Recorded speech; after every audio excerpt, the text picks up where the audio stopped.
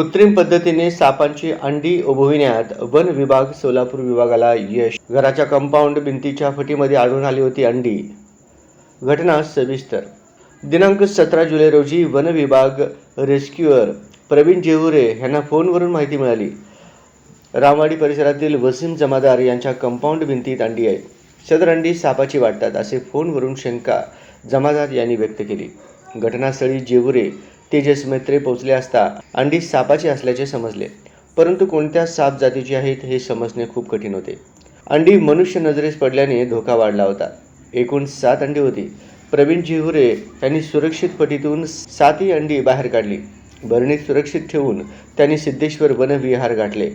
वनविहारमध्ये एका मोठ्या भरणीत वाळू, कचखडी, पालापाचोळा, विटांचा चुरा, माती मिश्रण करून योग्य तापमान करून अंडी उबविण्यासाठी ठेवली. दिनांक 6 ऑगस्ट रोजी तब्बल 21 दिवसांनी 7ही अंड्यातून तस्कर जातीचे बिनविषारी सापाची पिल्ले बाहेर पडली. दिनांक 7 ऑगस्ट रोजी निसर्गात मुक्त करण्यात आले. यासाठी उपवनसंरक्षक सोलापूर धैर्यशील पाटील,